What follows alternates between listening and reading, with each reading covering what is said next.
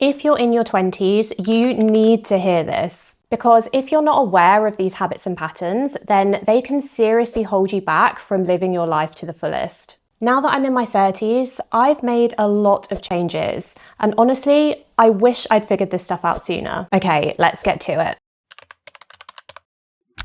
During your 20s, there's this huge unspoken pressure to get all your ducks in a row. Finish uni, land a good job, settle down, get married, have kids. I'm sure you know how it goes. I internalized that expected timeline for a long time too. I barely even allowed myself to consider that I might not want some or even any of those things. Then at the age of 30, I actually lost my job, ended a long-term relationship, sold my house, and even moved back in with my parents for a while. It felt like a complete failure at the time, but in hindsight, that reset was the best thing that could have happened. You've got to live your life for you, on your own timeline. And the sooner you truly believe and accept that, the happier you will be. You've probably heard the saying that you're the average of the 5 people that you spend the most time with. But ancient Greek philosopher Epictetus put it even more powerfully. Place an extinguished piece of coal next to a live one, and either it will cause the other one to die out, or the live one will make the other reignite. Remember that if you can soar with someone covered in dirt, you can hardly avoid getting a little grimy yourself. In other words, people are like coals. Some will ignite your fire, while others will dampen it. Looking back, in my 20s, I mostly surrounded myself with damp coals, i.e. people who demanded a lot from me or carried a negative outlook. I didn't even notice at the time how much that limited what I thought was possible for my life. I'm not saying you have to cut everyone out, but it's worth taking a look around you and asking which relationships truly serve you and lift you up, and which ones drain your energy or hold you back. Because who you spend your time with deeply impacts your well-being and your goals. Over the years, I have intentionally distanced myself from some people, and it's honestly one of the best decisions that I've made. And if you don't have the right kinds of people around you in your physical surroundings yet, then take some time to really curate your online world. Follow content creators who inspire and challenge you to be a better version of yourself. Immerse yourself in their world and headspace and soak up better thoughts and energy. I was always an A-star student, so I naturally tied a lot of my self-worth to my achievements. I remember feeling completely crushed and even on the verge of having a nervous breakdown when I didn't get into Oxford for my undergrad degree, because it felt like my entire identity that I'd built around my achievements had been invalidated. Now, that mindset followed me well into my 20s. I was always chasing that next promotion or that next big milestone and thinking that that was the measure of my value. It wasn't until I lost my job at 30 that I truly realized my worth isn't tied to my job, my title, or my achievements. I'm worthy just because I'm me, even when I'm unemployed or not ticking the boxes of success. It was a tough lesson, but realizing that my value isn't dependent on my external achievements has been so freeing, and it's made me much kinder to myself.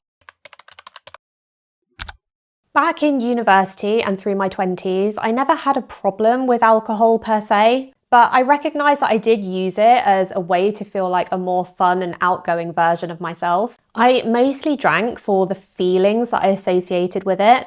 The relaxation, the ritual, the socializing. But of course, I never actually liked how it made me feel the next day. When I dug deeper and started becoming more sober curious, I realized that the World Health Organization actually classes alcohol as a Group 1 carcinogen, which is in the same category as tobacco, asbestos, and radiation. There's really no safe limit, and even small amounts can increase your cancer risk. So I stopped drinking about a year and a half ago now, and I'm not going to lie, that was quite a tricky thing to do because drinking alcohol is so normalized in our culture. I've had a lot of people make fun of me or pressure me when we go out to have a drink, but I honestly think that says more about them than me. And I also came to realize something. I really like the person that I am without alcohol. And there's so many amazing alcohol-free alternatives now that I genuinely don't even miss it. In my 20s, I really struggled with allowing myself to take up space, both literally and emotionally. I'd shrink in conversations, downplay my needs, and often speak quickly or apologise way more than necessary. It felt like I was constantly worried about being too much or imposing on others. And I think this is something that women especially struggle with, feeling that pressure to be small, polite, and unassuming, even when they have strong opinions or important things to say. And if you're not sure if this is something that you do or not, then keep a track of how many times you say sorry during the day. The truth is, you only need to apologise when you've genuinely done something wrong or are truly sorry. Now, this is something that honestly I am still working on, but being more grounded in who I am has helped me realise that I have valuable things to contribute. I can take up space in a conversation and in a room like I'm doing now without feeling guilty or like I'm inconveniencing anyone. I used to go through my days feeling frustrated, burnt out, and behind, usually because I was treating everyone else's priorities as urgent. Whether it was immediately responding to emails or just having zero boundaries around my time, I would get pulled this way and that, always reacting to what other people needed from me. Then I heard this analogy in an intentional life design workshop, and it completely changed how I think about my time. Imagine your schedule as a jar you need to fill. The big rocks are the most important things, your goals, your projects, and the things that truly matter to you. The sand is everything else, the small, inconsequential stuff. If you fill the jar with sand first, the big rocks simply won't fit. But if you put the big rocks in first, the sand fills in around them. Moving into my 30s, I've carved out 2 to 3 hours in the morning that are mine, with no interruptions and no distractions. It's deep focus time for working on my own things, like my blog and my YouTube channel. It's worth remembering that most things that seem urgent on the face of it actually aren't. They're just other people's priorities masquerading as your own.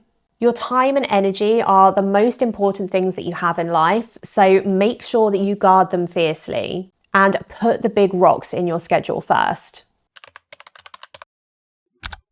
In my 20s, I wore perfectionism like a badge of honour. Even with this YouTube channel, I waited ages to feel ready. I obsessed over tutorials and was convinced that I needed all of this fancy camera equipment before I could even start. But really what I needed was to stop consuming content and just dive in and learn as I go. Now, I'm not saying that you shouldn't have a plan or some idea of what you're doing. That definitely helps. But at some point, you've got to leave your comfort zone and just start doing. Moving into my 30s, I've really started embracing the idea that I can start before I feel ready and learn on the job. It's been hard for someone with my personality type. I'm an over-planner and over-preparer to the nth degree. But now I really try to give myself credit for showing up and trying, and not for being perfect. For a long time, I found myself saying yes to events, plans, and commitments just because I felt like I should, whether it was out of guilt, obligation, or just fear of missing out. The problem was, I often agreed to things that I actually had little interest in, which left me feeling drained and resentful. These days, I make a point to check in with myself before I say yes. I'll ask myself, do I really want to do this? And if the answer is no, I don't beat myself up about it or feel guilty about turning it down. My calendar is mine to design in a way that truly serves me, and not just to keep other people happy or to keep up appearances. For the first 30 years of my life, I was a die-hard meat eater. The cheese board at Christmas was basically my family's love language. It was a really big deal. Then, for personal health reasons, I just happened to pick up a book one day called How Not to Die by Dr. Michael Greger, and that opened my eyes to the benefits of plant-based living. After that, I started looking into the animal agriculture industry, and what I discovered genuinely shocked me. I watched the documentary film Earthlings, which exposes what happens to animals in industries like food, science, entertainment, and animal testing. And that literally turned me vegan overnight. It's one of the best decisions I've ever made to align my actions with my values and avoid causing unnecessary harm. I'm only gutted it took me to the age of 30 to take the blinkers off. If you haven't already, look into it. Educate yourself. I never cared that much about how I looked. I was so wrapped up in my own interests and passions that it just never really occurred to me. But once my friends started wearing makeup and worrying about boys, I became a lot more self-conscious. And throughout my late teens and 20s, it really felt like my primary source of value as a woman was my appearance. I spent a ridiculous amount of money on beauty products, skincare, and clothes that I didn't really need.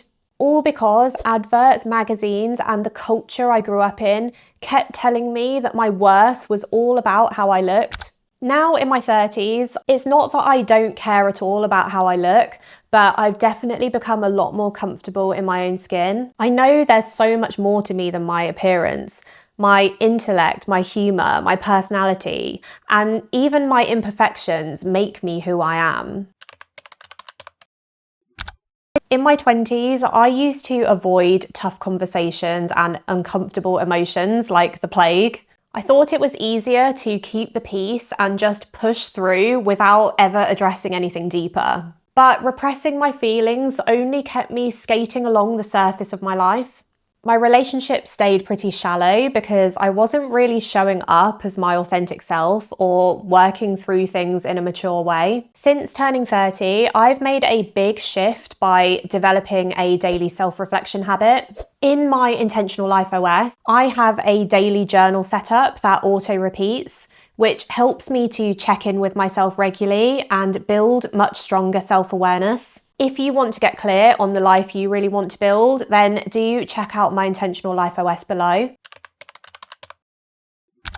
I'm ashamed to admit that I used to gossip with friends and let myself get pulled into all sorts of drama. Most of the time, gossip comes from people who really don't have a lot going on in their own lives. I remember a long time ago, a friend making fun of someone we knew for starting a YouTube channel. In truth, this girl that we knew was absolutely crushing it. Their success made my friend feel insecure, but it was easier to tear them down than to admit that. Being on YouTube now myself, I know how much courage it takes to put yourself out there. As the saying goes, hate always comes from below. These days, I have zero tolerance for gossip or drama. I choose to spend my time with people who talk about big ideas and their own growth and goals, not other people's lives.